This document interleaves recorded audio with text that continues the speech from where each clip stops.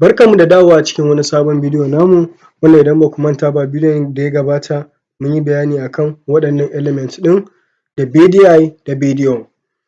A bidiyo ɗin nan za mu yi bayani akan wasu tag. A misali yanzu a ce a wannan rubutun namu, bari in goge wannan, a ce a wannan sunan yanzu misali idan na zo nan na danna nan zai zama me? Zai ba shi underline misali kenan, ina so ya zama da underline hakan nan. Idan zan saka a cikin web page ɗina ya zan yi?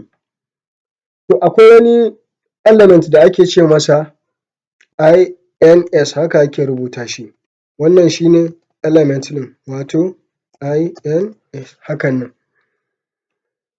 Wannan element ɗin yana da open tag da closing tag. Wannan tag ɗin zai ba mu dama domin jan layi a ƙasan rubutunmu, zai ja layi a ƙarƙashin kalmomin da muka rubuta a cikin tag ɗin. Yanzu misali kalman da muka rubuta a jikin, yanzu misali mu ce Muhammad ɗin a ce mun rubuta shi a wannan a jikin wannan, to zai ja mana layi. Bari mu zo mu yi a jikin browser mu gani.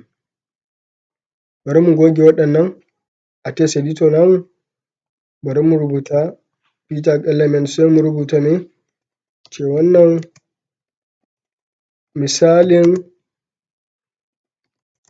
element ne, misali sai mu sa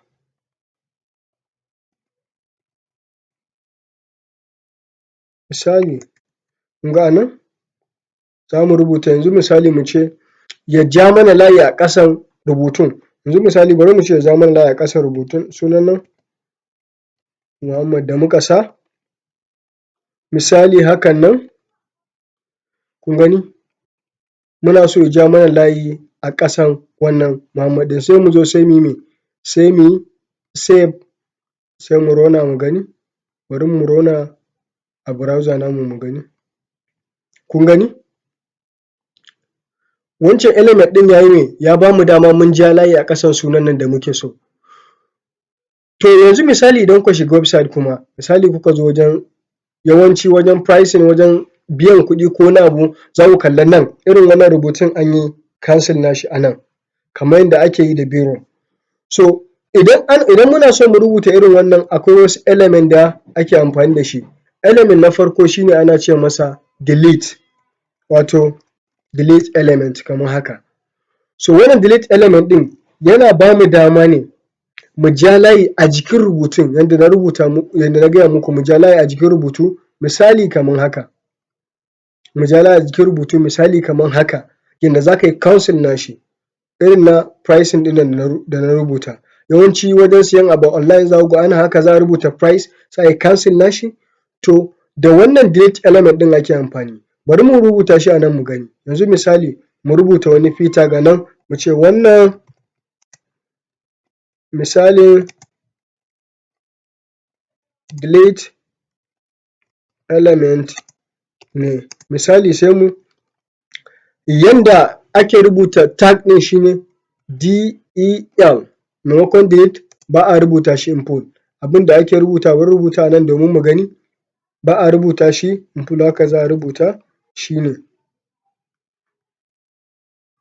za a rubuta DEL hakan nan, haka za a rubuta shi, ba za a rubuta delete gaba ɗaya ba. To a ciki sai mu rubuta me? Yanzu a ciki misali mu rubuta naira ɗari misali hakan nan.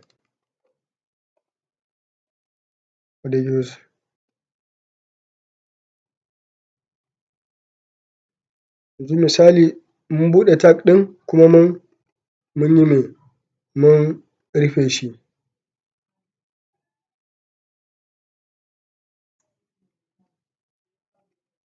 Mun buɗe tag ɗin mun rufe shi, bari in ƙara, yanzu misali mu ce mun saka wannan a gaban shi sai mu saka misali mu ce an samu discount zuwa 800 hakan nan in dawo file nan na yi save nashi na dawo cikin browser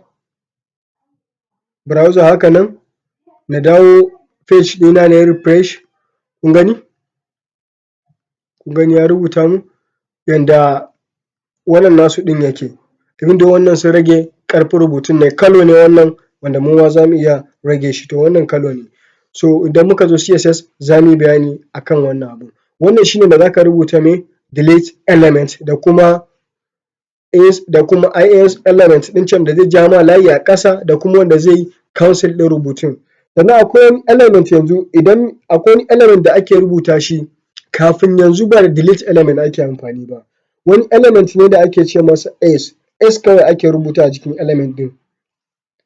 A version na HTML na 4 yana amfani da shi amma 5 element da wannan yanzu da muke amfani da HTML5 kuma baya supporting nashi, wato haka yake shi wancan tag ɗin.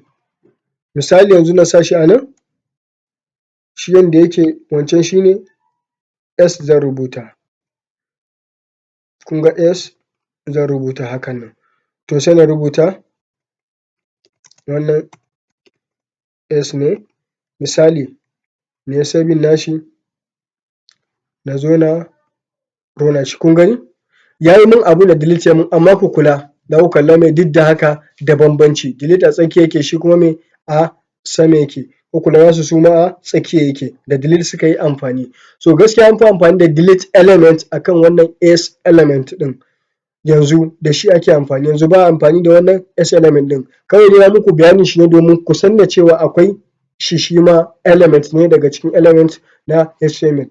Sannan misali a wani tag yanzu nan ku kula da nasu ku gani za ku ga rubutun mene ne, nasu ya yi cancel ne a tsakiya, yanda delete namu ya yi a nan tsakiya maimakon a nan s ɗin nan da ya yi a sama. Wannan su ne tag guda 3 da muka yi bayani a kansu, ku cigaba da bibiyan mu, mun gode.